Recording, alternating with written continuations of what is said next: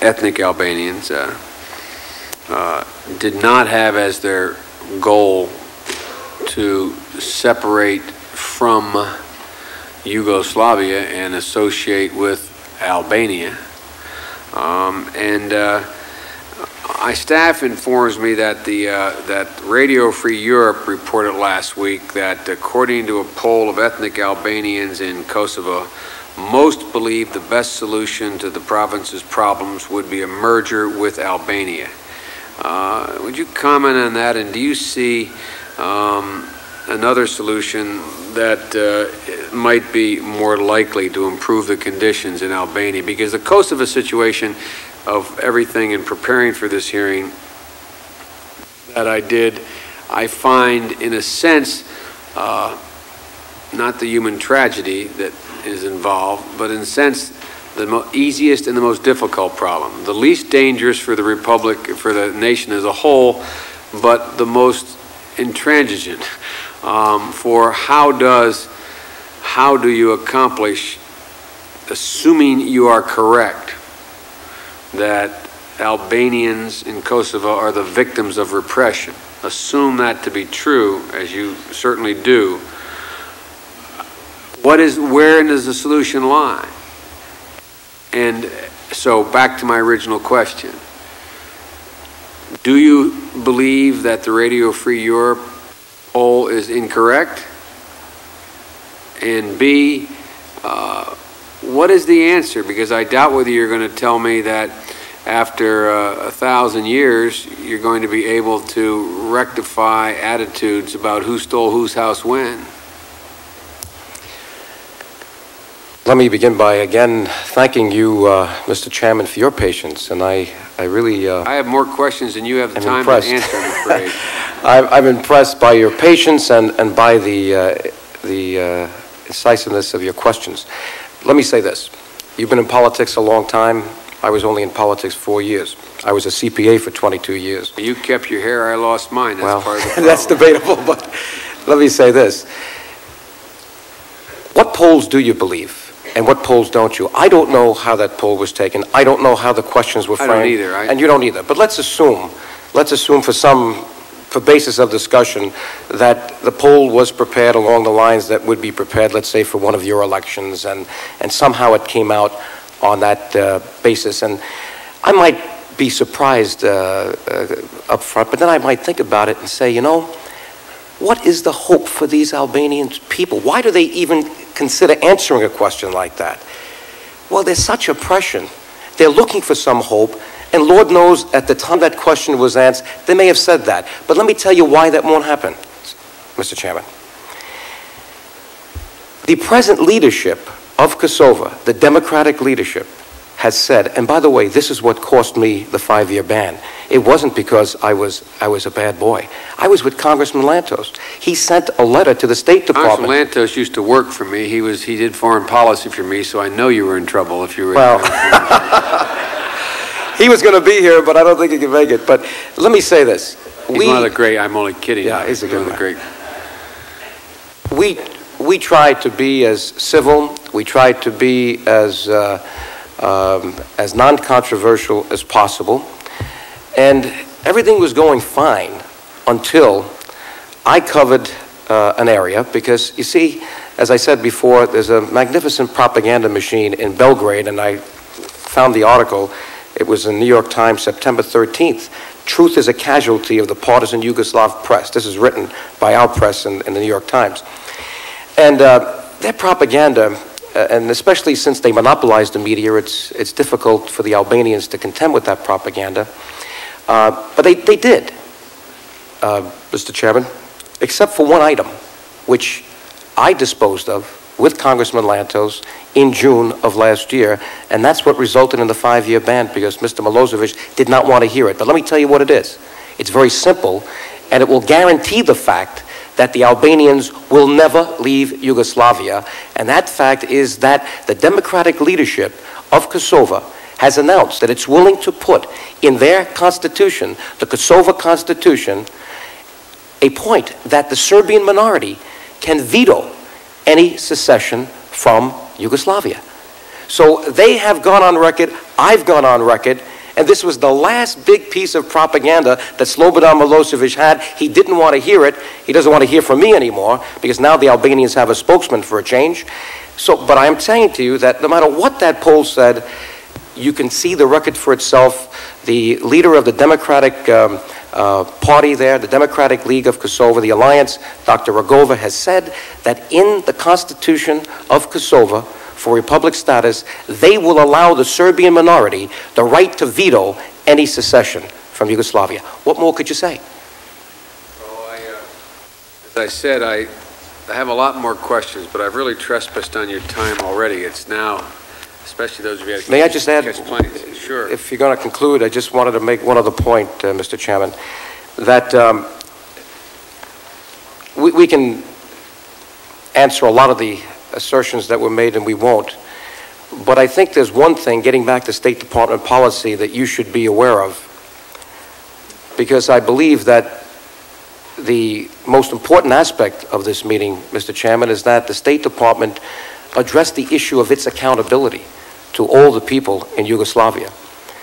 And obviously, we have concerns of a national security point of view. There's no question about that.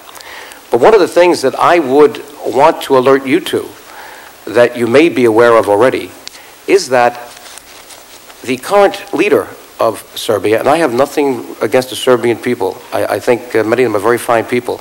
I'm dealing with the Serbian authorities when I speak about that.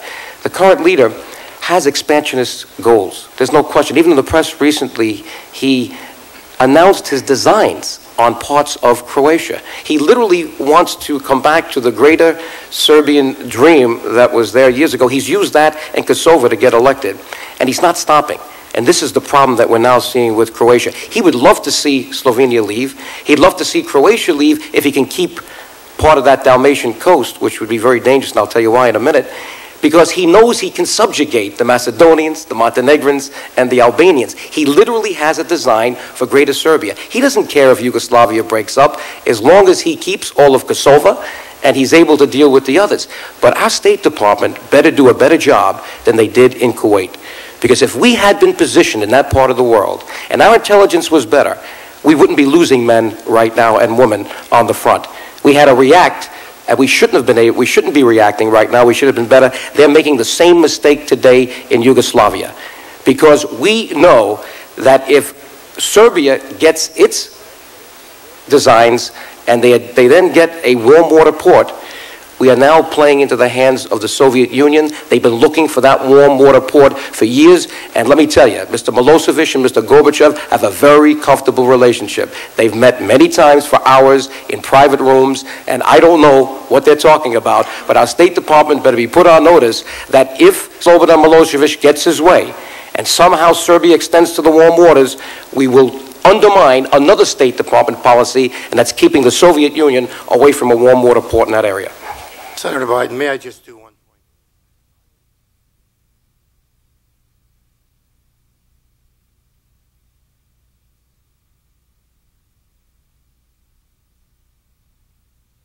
Welcome. Nice to be here, Senator. I recall being here in this very position, facing you on, I guess it was February 1991, just over 7 years ago, when you were concerned, really concerned about what was going to happen to Yugoslavia. And I remember ending that testimony by saying that I didn't think that Yugoslavia was going to stay together. We were all hoping that it would. The United States was banking its foreign policy on it. And all we heard during that meeting was how Albanian terrorists and separatists and the quest for greater Albania was going to destroy Yugoslavia. And now we see what destroyed Yugoslavia, which was there all the time, the quest for greater Serbia. Slobodan Milosevic, when he walked in to Kosovo in 1987 and brutally occupied it and took away its legitimate status as one of the 8 juridical units of the Confederal Republic of Yugoslavia, where Kosovo had an equal vote with Serbia. It rotated every year.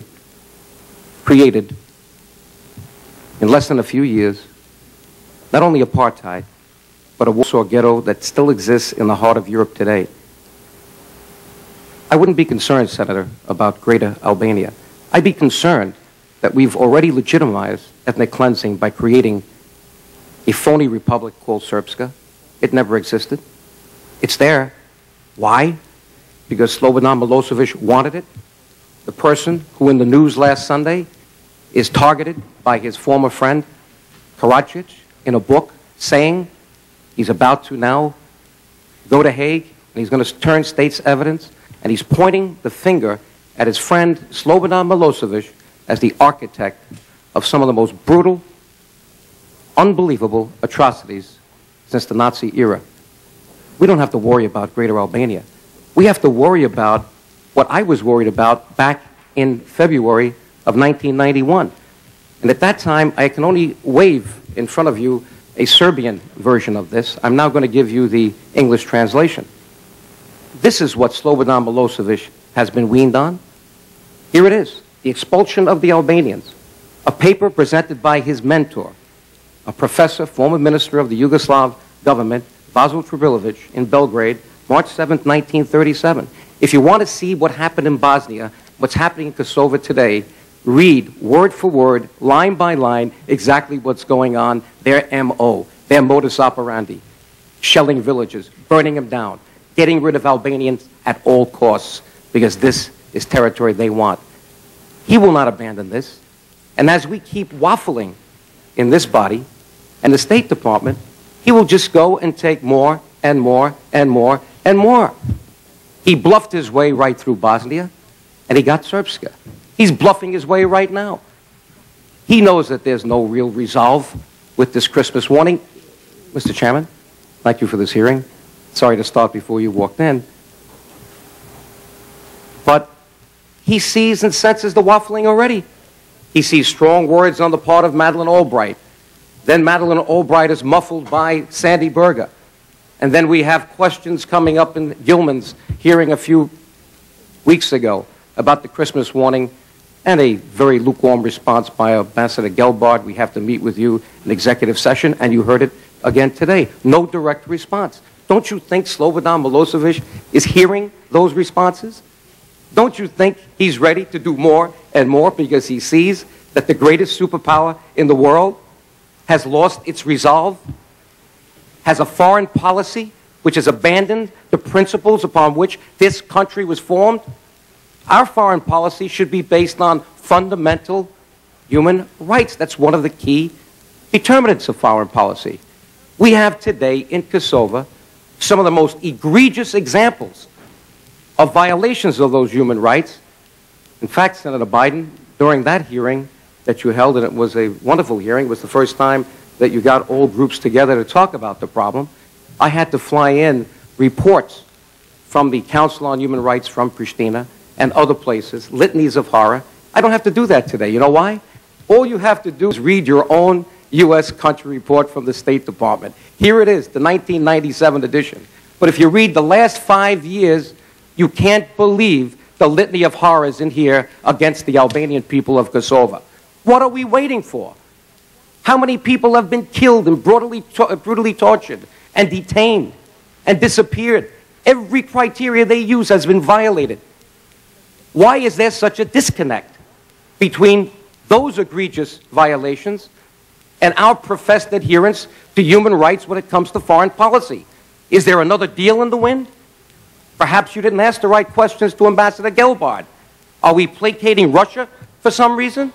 They're always there supporting their first cousins, the Serbs. That's where the Serbs came from in the 6th century AD, from the Ukraine. We know they're blood brothers, or at least blood cousins. They're always there supporting them. But what has Russia done for us in Iran, Iraq, and China, and so many other places? They don't support us. Why are we giving such deference to Russia? Why are we even considering a contact group at this point, including Russia? This is an issue that should be led by the United States of America in the NATO milieu, without Russia. This is where it belongs. That is what solved Bosnia. And the only reason today Bosnia is not like Kosovo, Mr. Chairman and Senator, is that we have troops there. Who are we kidding? When are we going to wake up? Another key element of our foreign policy that's been abandoned is that we will do everything to preserve the security of a vital area like the Balkans in Europe. And if you look at international law and how it defines where you have a state of belligerency, you look at what the neighboring countries are saying about what's going on there. Every one of them is using language which is at the edge. Recently, the foreign minister of Greece said Kosovo is like a hand grenade. If it goes any further, it's going to explode. A Turkish spokesman for foreign policy said something similar. I have it right here someplace. Stated that the Kosovo crisis, if unchecked, could destabilize the Balkan region and therefore European security. NATO condemned the excessive use of force by the Yugoslav army in Kosovo and said that the North Atlantic Council is profoundly concerned about the deterioration of the situation there and was considering, quote, possible further means to maintaining stability in view of the risk of escalating the conflict in the region. On April 27th, a spokesman from the United States State Department said that if the contact group members did not agree to a new sanctions package, the United States would act unilaterally. The United States reiterated the UN and the contact group's call for the immediate withdrawal of the special police units, which are nothing more than the Yugoslav army from Kosovo, and the need for unconditional dialogue.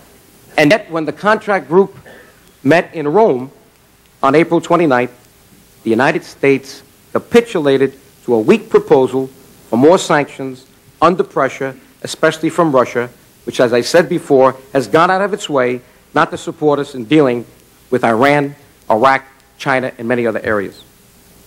It is obvious that the sanctions are not really an issue to Belgrade, which has already survived 6 years of very tough economic sanctions. In the meantime, how many Kosovar Albanians have to be killed? We talk about negotiations. We talk about so many things. No conditions. But when do we get to the point where we say, hey, thousands of Albanians are being killed? Are these negotiations working? Should we now learn from the experience we had in Bosnia that Slobodan Milosevic only understands one thing, and that's the use of force or the threat thereof? In the meantime, they will only serve, these sanctions will only serve to bolster nationalistic fervor on Mr. Milosevic's behalf. Only resolve will work, Mr. Chairman, and that will have to come from the only superpower left in the world, the United States of America, taking the lead with our NATO allies.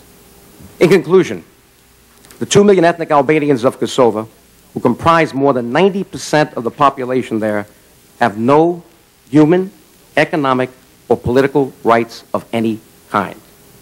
Slobodan Milosevic has illegally and brutally occupied Kosovo now for almost 10 years. I'm not going to go through the history of Kosovo, but I have a 3-page addendum to my testimony, and by the way, I'd like to offer the entire testimony for the record. I'm giving an abbreviated form of it. Happy to receive it. But when you look at Kosovo, it's not a new story. Kosovo was part of Albania until 1916 and 17, as was that population of Albanians in Macedonia and southeastern Montenegro. That's why they're all contiguous. The line was if you drew the line around 7 million Albanians today, you have the former state of Albania that came out of Turkish occupation. They're not looking to change those borders. The only one looking to change borders is Slobodan Milosevic. What they want is some peace in their lives, some self-determination, some ability to raise their families, to be who they want to be. And what we see right now is ethnic cleansing all over again in Kosovo that we saw at Bosnia. It's time for our State Department to understand that loose talk that brands the victims as terrorists for defending themselves, their families, their property, and I'll even add their sacred honor. It's important to Albanians the way it was important to our founding fathers, Mr. Chairman and Senator. This only serves to give the green light to the real terrorists, Slobodan Milosevic and his henchmen, who are massacring innocent people as we sit here speaking. It is time for the United States to stand up for its own principles and demand compliance with international human rights conventions before more Albanians are needlessly slaughtered and a new Balkan war is triggered, this time involving neighboring Albania, Greece, Macedonia, Bulgaria, and Turkey. It is time for Congress to stand up and voice its outrage at a foreign policy in the Balkans that has obviously failed to preserve peace and security in this vital region of the world. It is time for the United States to back up its tough words with concrete actions, such as declaring a no-fly zone in Kosovo, as we did in Bosnia. What is wrong with that? They're using these heavily armed helicopters right now to level villages. 2, ringing Serbia's border with NATO troops and moving an aircraft carrier off the coast of Montenegro. These actions would not only reaffirm our resolve to stop the escalation of the conflict in Kosovo, but I believe would lead to a lasting peace for the Albanian people and all ethnic groups in the Balkans. I would like to also give to the record, Mr. Chairman, a book that I prepared a few years ago called The Agony of Kosovo. It's a good reference book. It has 3 pages of index material because it shows what this body has done since 1987, this body in the House. And it shows that what we're talking about here today is nothing new. It's just escalating. And our foreign policy is nothing new. We're still waffling. What we did in Bosnia, for some reason, we're reluctant to do in Kosovo. And when we talk about the Albanian people as fundamentalists and terrorists, let's not forget what my good friend Ben Gilman did a couple of years ago at the Holocaust Museum in memorializing the Albanian people, the state of Albania, as the only nation in Europe that didn't give one Jew to the Nazis. That's now part of the Yad Vashem in Israel, and our museum here. And this book was written by an American Jew to memorialize that fact, and I want to leave you the letter that Ben Gilman sent to members of this body in the House to say that. It's a shame that we cannot do something to save these people, these terrorist groups that come from Belgrade, special police that are really criminals let out of jail, and they're given police uniforms and army uniforms, running into homes. They know that the Albanian people save their money usually with gold. They're going there to get bounty, to get currency. They killed the families on the spot in Drenica. How many women and children were killed in their living rooms and bedrooms? We're still not allowed to go there. There is a mass grave someplace. We have testimony from the women. They heard their men and their husbands and young sons screaming. They were taken away, 200. There's a mass grave there someplace. We'll find it sooner or later, as we did in Bosnia. But what are we waiting for? Is this the United States that we want to represent? A country that stands on the side as a brutal dictator with state-inspired terrorism, brutalizes a group of 2 million people who are defenseless today in Kosovo. And what's wrong with a national liberation movement, Senator, when there's no one there to defend you? What's wrong with that? What are they going to wait for? We, the United States, use all our influence and whatever force we're willing to use to deal with and promote and support the Democratic League of Kosovo or the Kosovo Liberation Army, because right now they ain't in tandem. Why don't we make the question a lot more simple? Why don't we look at international law, look at a population of 2 million people that is being brutalized every day? Because it's useful to look at reality. Well, but reality is also, Senator, that you raised the issue of, well, who is this George Washington that we want to find in Belgrade so we can solve the problem? We may have to wait a long time. But in the meantime, I agree. We cannot let these people be brutalized and killed every day. I think there are things we have to do right now. And we have to face Slobodan Milosevic in the eye, as we did in Bosnia, and say, get every one of those VJ troops out of Kosovo. And if you don't do it, we're going to take some action. Now, what action? We're going to bomb, action? right? What are we doing? Physical yeah, force. but wait a minute. I'm not saying yes, we shouldn't. I want to know what action you just said before, the arguments you made before, the same arguments that I heard I was on a panel with Bob Torricelli and Senator McCain back in 1992 or 3 or 4 in the McLaughlin show, and they were saying the same thing. But we did something, didn't we? We waited 3 years. Sooner or later, we got the resolve, motif, and we said something has to be done. No, Why is this any different? Well, no, it is different because, no, it's not different. I just want to know what you suggest, because back then, when I was in your position, I was suggesting we bomb Belgrade.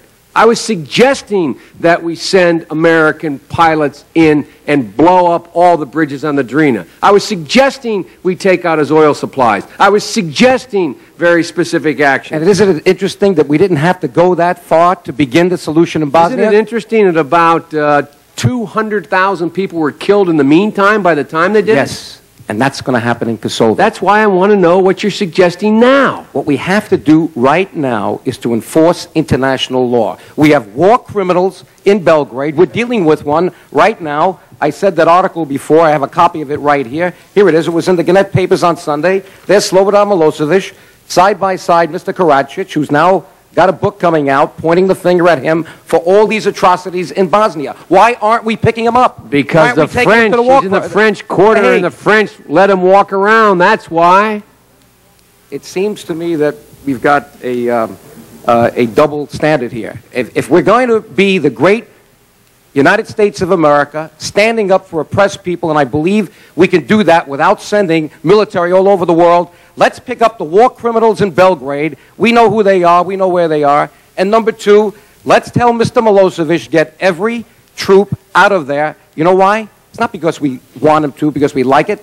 He is now on the brink of creating a Balkan war. You know the problems we have between Greece and Turkey. You know how fragile Macedonia is. You know that we right now have 600 troops on the border in Macedonia. What are we waiting for?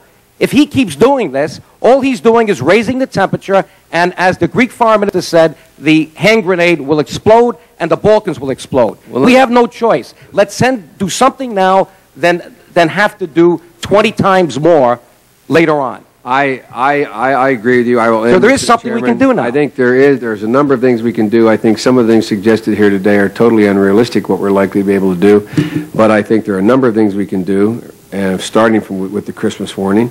I also think that you've also helped make the case. You say, let's get NATO in. What do you think is going to happen in that little vote to put NATO troops in Albania when Greece and Turkey vote? What do you think, huh?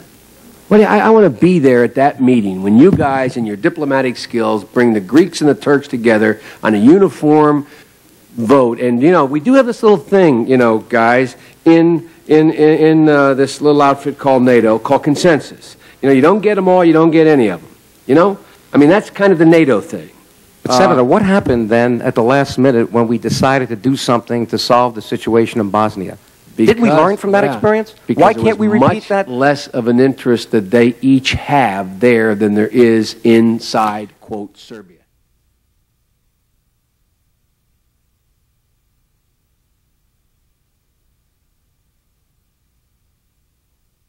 What did we say? Biden! Biden! Biden! Biden! Biden! Biden! Biden! Biden! Biden! Biden! Biden! This one, to be sure he doesn't forget his name. Well, listen, this is a great honor for us all to have with us in our. As a person, is he a great and wonderful person? He is in a position to do some very important things. When you are the chairman of the Senate committee, you are at the top of the game in Washington. And when you're the chairman of the Senate Foreign Relations Committee, that means a lot to us as Albanian Americans, doesn't it? Yes. Yes. To have the presence and the ear of someone like Senator Biden.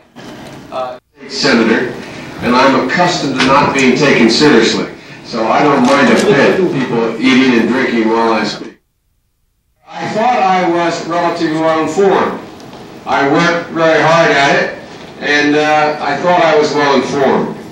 And one of the things that happened in that first hearing, Joe, was when you came along with others, that's fine, I'm okay. When you came along with others to testify, you made a case that was compelling. The reason I let you, as they say, go on for 15 minutes was because I quite frankly lost track of the time. Because the case you were making was compelling. But let me go through a little bit of this history. So I went and I met with Milosevic, and as the saying goes, when I stiffed him, when I refused to be seen on camera with him, when I refused to shake his hand, when I refused, remember he was the president of a country at the time, recognized by the whole world. Nobody had ever done that to him or to any modern president. And so I said I would meet with him on one condition. And the story is an important story to tell you, not to tell you about me, but about him and the legacy, in my view, that he left. Because what you guys did for me is I had already changed my mind about Milosevic, but you helped change my heart. This has become, as is obvious to people, more than an intellectual pursuit for me. This has become a passion for me. Because I think what was represented by the carnage that took place when Milosevic stood on that god-awful windswept field outside of Pristina with hundreds of thousands of Serbs and whipped up their nationalistic fervor to begin a genocidal war against Albanians in particular, Muslims generally, which is usually the same, one and the same, and also Croats living within the country. And the reason I tell you this, remind you of this, is to point out that one thing you're not going to like me saying tonight is that Albania has acted absolutely properly thus far. Needs a real democracy. Needs a real democracy.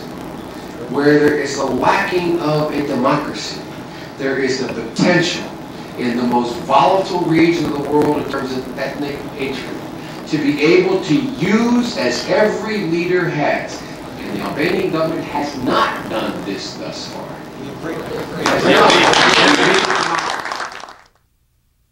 Will the American people support what you're suggesting? I said, I believe they will. Because the story I told them is the rest of the story I want to tell you about my meeting with Milosevic. After literally an hour and 45 minutes of arguing, him saying, this is not my responsibility, this is Dr. Karacic's. This is what's happening across the way. He said to me at one point, now this is 10:30 at night, he said, would you like to speak to him? This is after telling me he had no control over anything going on in Bosnia. And I said, yes. He got up and walked 2 steps to a phone behind the little table, picked it up, whispered in the phone. We re-engaged our conversation. 15 minutes later, literally, not figuratively, the following phenomenon occurred. I could hear in this empty palace these guys running up the stairs. All of a sudden the door comes open. This guy comes running in, and talk like this. I give you my word. I give you my word. With that white shock of hair, he comes over and he goes, so Senator speaks perfect English. Senator Biden, I'm sorry. He nearly had a heart attack running. He said, I'm sorry. I'm sorry I'm late. And I turned to Milosevic and said, no control, huh? No control. People holding their hands, if this is the side of the dump truck, they were standing along the side of the dump truck with their hands out like holding small children hanging out of the dump truck with under their arms. And I wondered, what the hell are they doing that for? Until I ran down. Literally, we all went down to meet this little convoy. And as they opened up the back of the dump truck, there was a young child who was dead, who got smothered because people were so packed in, got caught, and people couldn't move. And the child died. And the child died. And I told people these stories, and no one wanted to hear it. No one wanted to believe it. Even when they believed it, they knew if they acknowledged it, we'd have to do something. We'd have to do something. See the lie. You see this white stuff, like when you played football, looked like lime in the field. These guys were absolutely meticulous about intending to ethnically cleanse the region. Now you all know these stories, you know this, I know you do. But one of the reasons I remind you of it is, nothing happened, even when the UN went in, for one simple reason. The first lesson I think we learned, we should have learned, is number one, absent the existence of democracy and a free press, leaders of any ethnic background in a region where there's a history of ethnic strife, at the last ditch will the last refuge for scoundrels is to find a common enemy, whether or not they're an enemy, because they know it can work. They know it can work. But refusing to act. We did not diddle as long in Kosovo.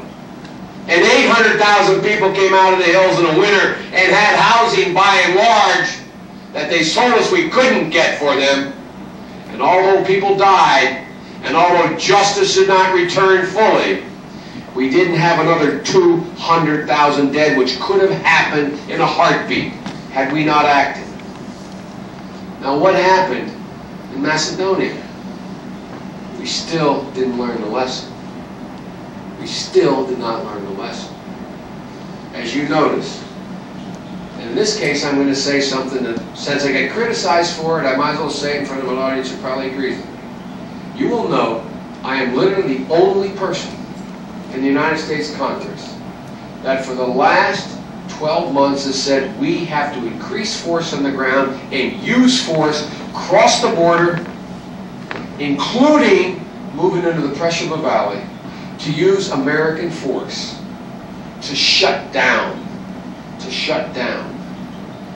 the possible eruption which is going to occur, and it already has occurred, additional violence.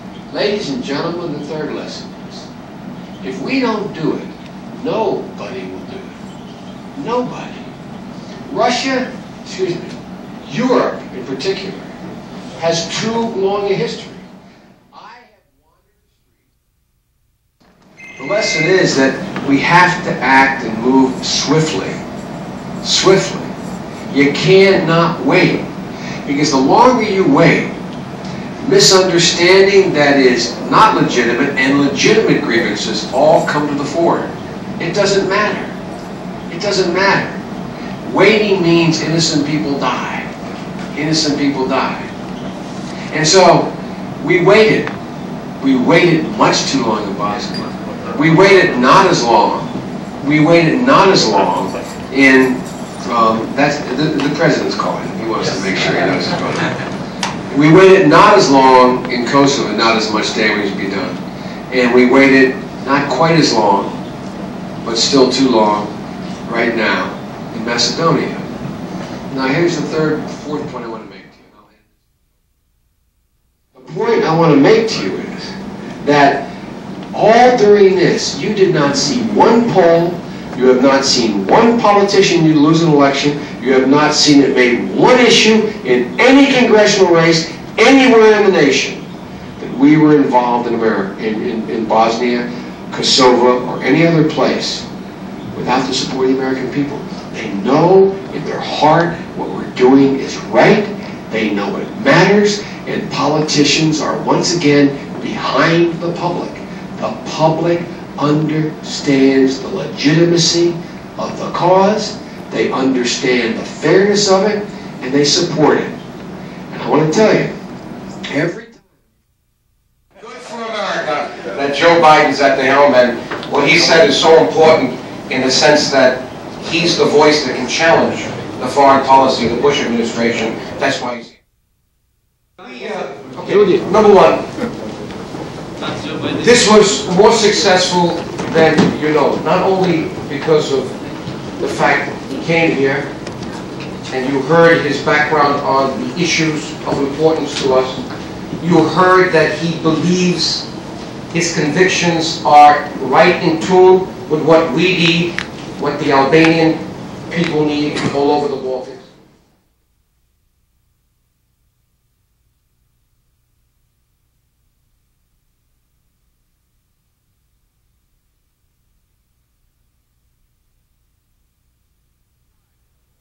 When Joe DioGuardi had his first important encounter with Senator Joe Biden, it was a hearing run by Senator Biden and Senator Pell, and Joe was testifying, warning the United States government that a war was raging in Croatia.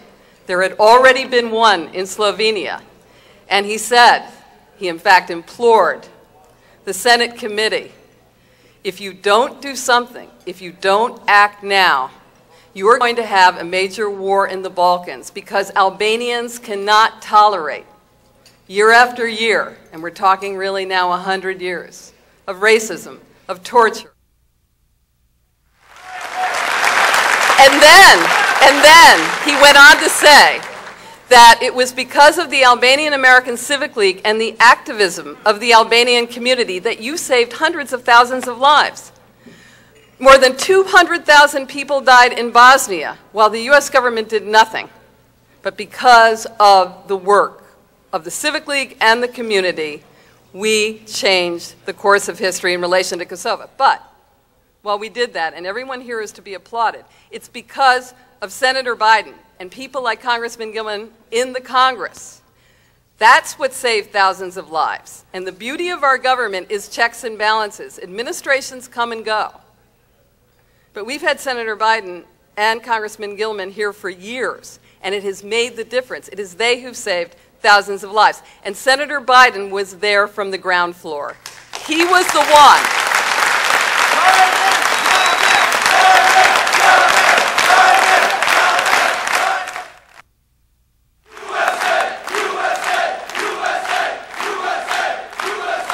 Thank you very much. Thank you very much. Let me say, ladies and gentlemen, these are difficult times, but they're also a point in history in Europe where I would argue for the first time in 400 years, there is not the promise, but the possibility, and that's all it is a possibility that we can rewrite history. We are now, you are, and your families, those of you who still have family in the Balkans. We're what I would call the hinge of history. That door will either slam shut and you and the ethnic heritage you represent will remain in the backwaters of Western civilization for another 100 years, or the door will be opened to the painful process, but nonetheless a process of full and total integration into Europe and the Western world. For you all know your heritage is long and deep and noble.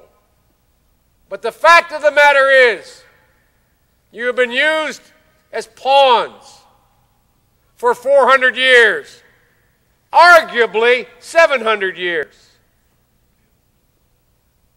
And people have benefited from your division. They have benefited from your strife. And now, we've arrived at a moment. We've arrived at a moment where we have to decide, or more accurately, you have to decide where you will go, which way that hinge will move. The men here at this table who are from the region have a god-awful series of choices to make. I do not envy any of them, for I do not know how I could overcome the hatred I feel in my heart. I don't know how I, as an individual, I don't know whether or not I would have the capacity to rise above the injustices and the historical injustices that have been thrust upon me and my people. But more precisely, I don't know how, if I was in the Preševa Valley, which I have been, I don't know how I would be able to, if I would be able to, knowing what had happened, knowing that under Milosevic and even since then, the homes of my sister, my brother, my neighbor were occupied, where I can name the people, not generally, but specifically, first names, last names, their relationship, how old they were, where they worked, what they looked like, what the color of their eyes were, who have been victimized, brutalized, raped, and worse. I don't know. I don't know. I do not know what I would do. But I do know one thing. If they are not stronger than I am, if they are incapable, if they are unable, which human nature would forgive, if they are unable to overcome these injustices, if they're unable to be bigger than their oppressors, if they're unable to be more noble than is what to be expected, if they are unable, you are doomed. If they are unable, you are doomed to another century like the last. That I know. So tonight, I come to make no promises, but one. I come to pass no judgment. I come not to moralize, but I come to tell you what you know in your heart, that somebody has to break the chain of violence. Some people, some individual group have to break the tradition of revenge.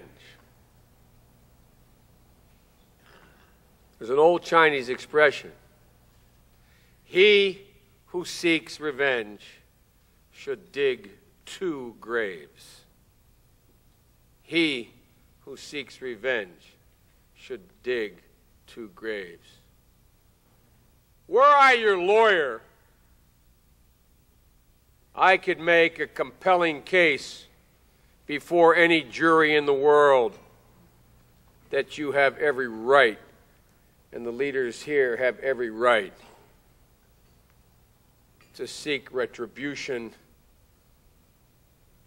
and let loose the dogs of war. You have every right.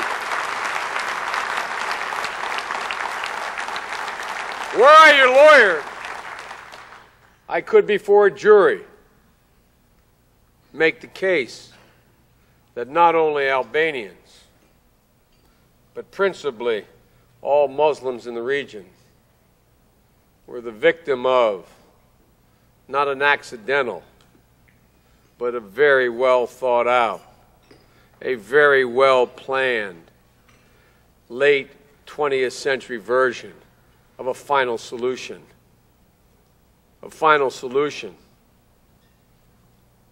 concocted by one of the most maniacal men I have ever met in my life. The second point I wish to make to you is this. I will continue with every fiber in my being to keep America involved with troops that can shoot and kill to protect the rights of the Albanians wherever they reside in the Balkans. That we have finished our job in the region. Let me define for you what I mean by finishing our job. We should stay till the job is finished. Let me define what that is. The definition of the job being finished is that there be a genuine growth of democratic institutions and the region, including Kosovo and Macedonia and Albania, a free and fair elected Albania, that they are on the road. They're on the road to NATO membership, and they're on the road to becoming part of the European Union, because until that moment arrives, there will be no real security for Albanians living in the Balkans. Number one, the world should and must recognize the suffering, the pain, the loss, and the travail that the Albanian people in the region have gone through. And there's a reason for that. It's not merely my desire to see exposed those who perpetrated what I consider to be war crimes. It is my view, historically, that until the Serbian people look themselves in the face, understand what their leaders have done and convince them of. Until that moment arrives, the Serbian people will not be able to shed this notion of victimization that all of their leaders prey upon and manipulate them with. The value of the Nuremberg trials was not to punish. It was to expose and make the German people look themselves in the eye and not allow them to go through the self-rationalization, as they did in World War II, that they had been victimized. That is a necessary precondition. Why, some of you ask, have I been so relentless on Serbia and Koštunica, who I do not trust? Why have I been so persistent in not providing aid for the people of Serbia, who are many good people? Why? Because until they look in their hearts, they can never cure themselves of the disease that they are the oppressed. And as long as they operate on that standard, this cycle will continue and continue and continue. So that's why, not for vengeance, but for release, that it's necessary for them to look the devil in the eye. For I believe they are equally as noble, equally as bright, equally as capable as a people as any people in Europe. But they have been fighting the Battle of Pristina since 1388. It's time. the blackbirds be put to rest. It's time they look in their souls. The second point I wish to make to you is the reason why I believe it is absolutely essential for American troops to be on the ground with loaded rifles and drawn bayonets is that notwithstanding the good intentions of all the parties, my mother would say the road to hell is paved with good intentions. Notwithstanding good intentions, the normal, serious human emotions can prevent what everybody knows in their heart has to happen. For unless the region can live within boundaries that are multi-ethnic, you will never, never, never see God in a political sense. You will never see the light. You will remain in the backwaters of modern history, no matter how noble your heritage. And sometimes you need someone standing there to remind you, to overcome your lesser instincts for your more noble instincts. When I say you, I mean you in an editorial sense. I mean all people of every culture. The third point I want to make to you is that we have an obligation as Americans to not only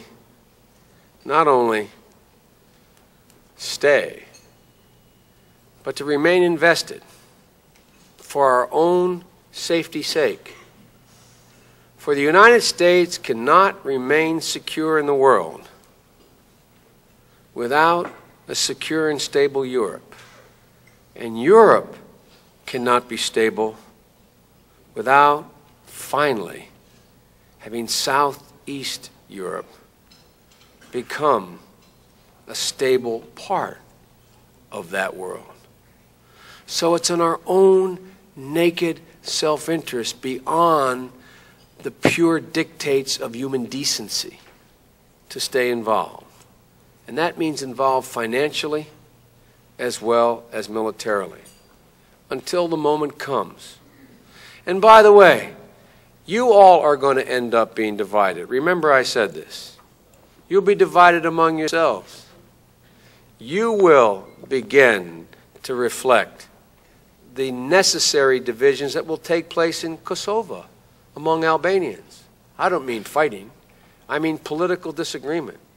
You will be split, and you will argue over dinner and at the restaurant and on the way to the ball game between yourselves about what is the role that should be played in Montenegro, Macedonia, whatever. And I don't want you to despair with that.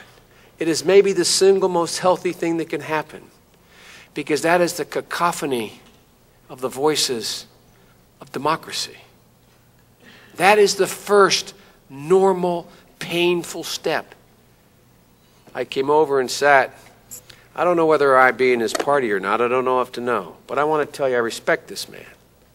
And I came over and I reminded him of my conversation. I said, what you should get about doing, you remember in that room? I said, you should get about building a political party. Many people are great warriors, but very few warriors become great politicians. It's a difficult transition. This man's on the way of doing that. And I leaned over and I grabbed him and I joked with him and I said, welcome to democracy. Generation of leaders emerging in the Balkans. They're spending more time in Washington, and that's the key, because the partnership of the United States and Albanians is what's going to lift the Albanian people high and leave the rest of the Balkans behind. We don't want to do that, but we cannot be worn down by the others. We have to show the others the way, and we're doing it. Your being here shows that very much.